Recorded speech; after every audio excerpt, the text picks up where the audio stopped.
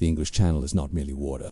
In August 1944, it is a dense soup of oil, twisted steel debris, and the slow decomposition of colliding empires. The surface is a hell of foam and gray waves, whipped by winds that cut the skin like razors of ice. But the true terror does not lie where the eye can reach. Terror resides in the pressurized darkness below, where sunlight dies and sound is the only god left. For the operators of ASDIC Royal Navy's sonar, the world is drawn by echoes. A sharp ping is fired into the abyss. If it meets the hull of a U-boat, the sound returns, metallic, betraying the predator's position. It is a game of bats hunting in the dark, but in this summer of blood, something has changed. The sound goes out.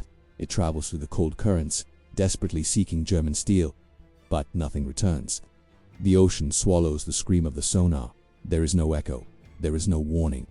Only the absolute silence that precedes the torpedo tearing through the hull of an unsuspecting corvette. They call them ghosts. Superstitious sailors whisper of sea monsters or magnetic interference. But it is not magic. It is engineering born of desperation. Down there, suspended in the black stillness. So that this record is not lost like ashes in the wind and the mystery of this steel ghost is revealed.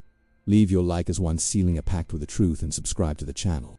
Becoming a sentinel of this story that has just begun. The U-480 is a visual aberration to anyone who might see it in dry dock. While its brothers shine with bare metal or war-gray paint, this submarine appears covered in scales. 4,000 sheets of synthetic rubber, known as Alpenol, coat its body. It is the Alberich technology, named after the dwarf of Norse mythology who forged a cloak of invisibility. Each sheet, glued manually with a toxic and temperamental adhesive, possesses a series of circular holes of precise sizes. The physics is cruel and elegant. When the British sonar pulse hits this rubber skin, the energy does not reflect. It is absorbed. The air trapped in the rubber cavities vibrates, dissipating the sound into heat, turning the inquisitive ping into nothing. The U-480 does not reflect sound light. It is an acoustic black hole sailing beneath the keels of the most powerful ships on Earth. Inside the pressure tube, the air is heavy, saturated with the unmistakable smell of burnt diesel, the sweat of 50 men who haven't seen a shower in weeks, and the sickly sweet odor of moldering fruit in the storage lockers. Oberleutnant C. Friedrich Forster stands at the command center. He is young, but his eyes carry the premature old age of one. Who knows that the life expectancy of a German submariner in 1944 is measured in days, perhaps hours. Germany is bleeding. D-Day was 2 months ago. Normandy is taken. The Allies dominate the skies and the seas. The Kriegsmarine, once the terror of the Atlantic, has been reduced to target practice for Allied aviation and destroyers.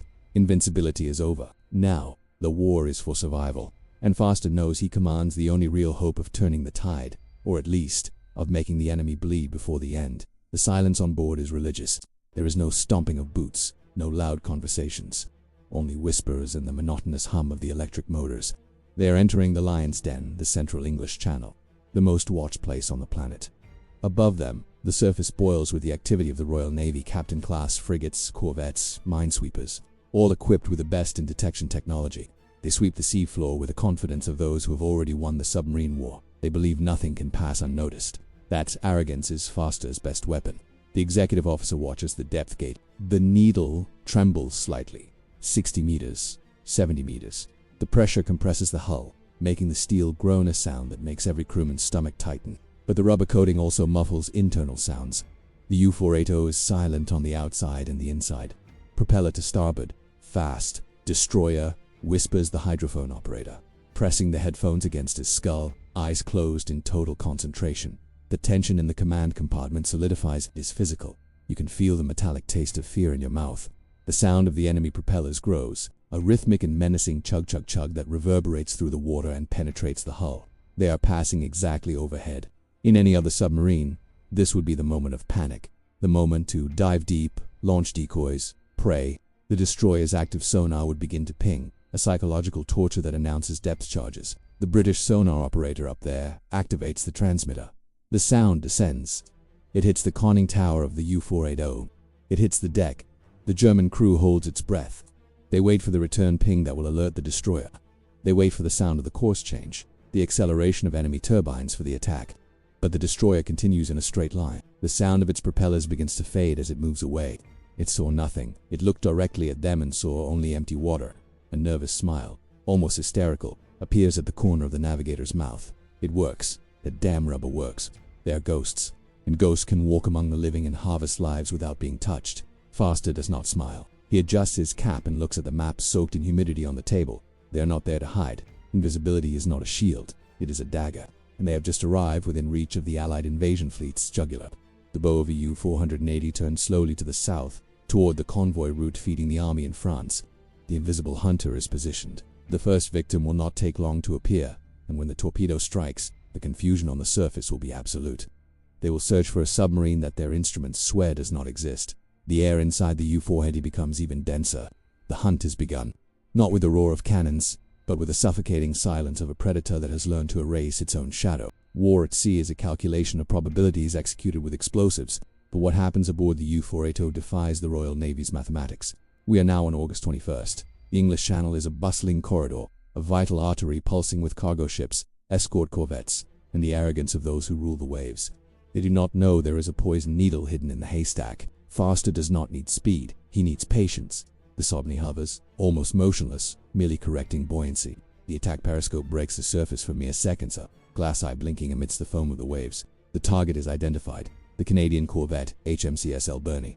She sails unconcerned, escorting the convoy, her sonar operators sweeping the bottom with the monotonous routine of those who have found nothing for days. Tube 1, ready. Tube 2, ready. The voice of the torpedo officer is a rasping whisper, cutting the stale air of the compartment. The order to fire is not shouted, it is murmured, a hiss of compressed air, a jolt that runs through the vessel's spine, and the metal eel leaves the tube. The stopwatch is started. Tick, tick, tick. Time dilates. Every second is an hour of silent agony. On the surface, the Alberich sails on a clear day. Sailors are on deck, perhaps thinking of shore leave, the taste of a dry cigarette, letters from home. The sea is indifferent to their plans. The explosion is not just heard, it is felt in the bones. The G7E Zonkunig acoustic torpedo bites the keel of the Canadian corvette right behind the engine room. There is no warning. There is no trail of bubbles visible in time. In an instant, a 1,000-ton warship is snapped in half like a rotten twig. The column of water and debris rears eyes to the heavens, an obscene mixture of steel, oil, and bodies. The Alberich has no chance to fight. She lists violently. Water invades the compartments with the fury of a spurned ocean. Men are thrown against bulkheads, their steel screaming as it twists. In less than 30 seconds, a time of a deep, sustained breath, the stern disappears. The bow points to the sky in a final gesture of supplication and then is also swallowed. 59 men vanish in less than a minute. The sea closes over them, leaving only an oil slick and floating debris. The panic that follows is immediate and blind. The other escort ships go into a frenzy. Destroyers accelerate, cutting the water in desperate zigzag patterns. Sirens wail. Depth charges begin to be launched, not at targets, but at ghosts. The underwater explosions sound like Thor's hammer blows against the hull of the U-480, but they are far away.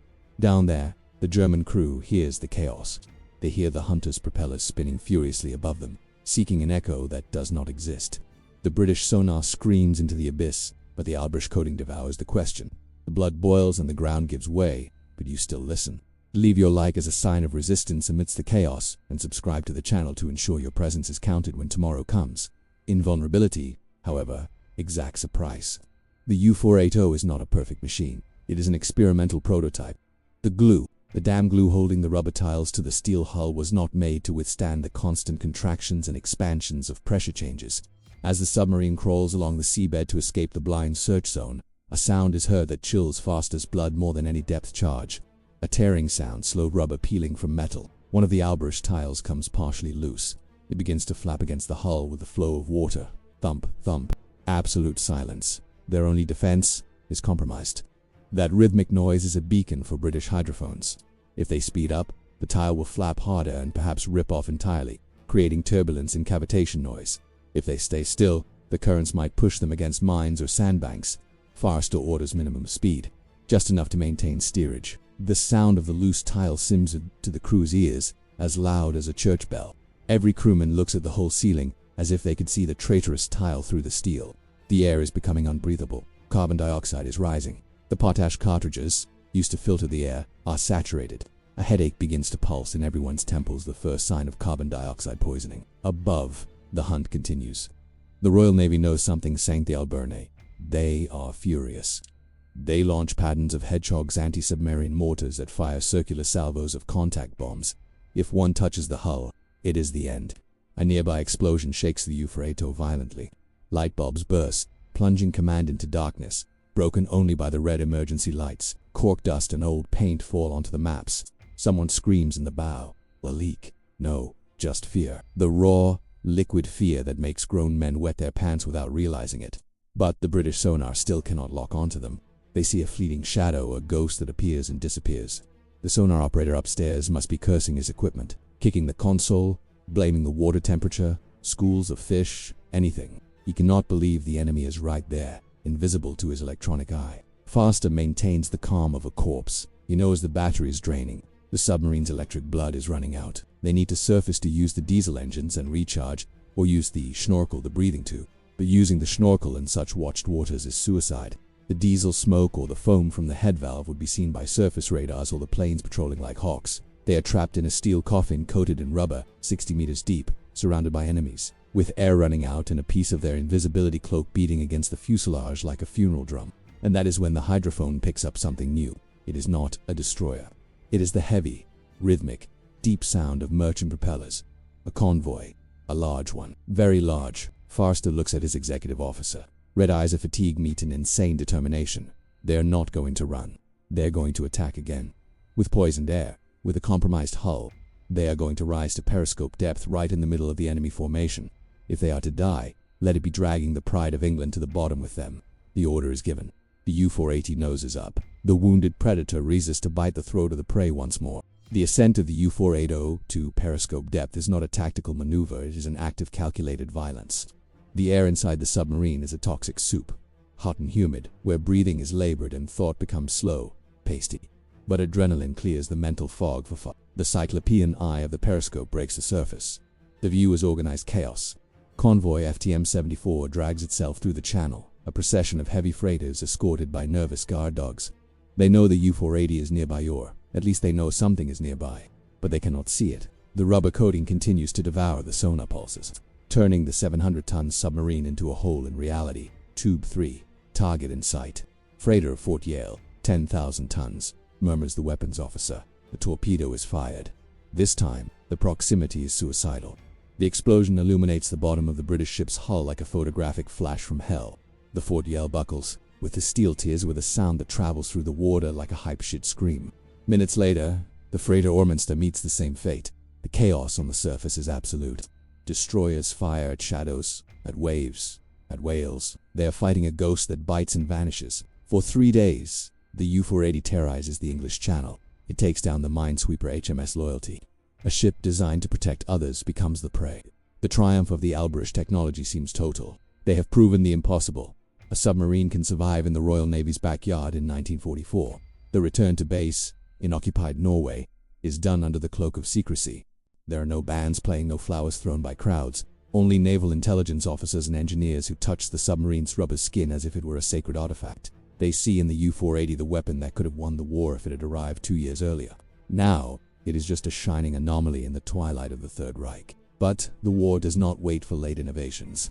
The winter of 1944 bleeds into 1945. Germany is surrounded. The cities are burning, and the U-480 receives its final order. It must return to the Channel. The crew has changed in part, but the spirit is the same, a somber mix of fatalism and duty. They know luck is a finite resource, and they spent their entire stock on the last patrol. In January 1945, the English Channel is no longer just watched.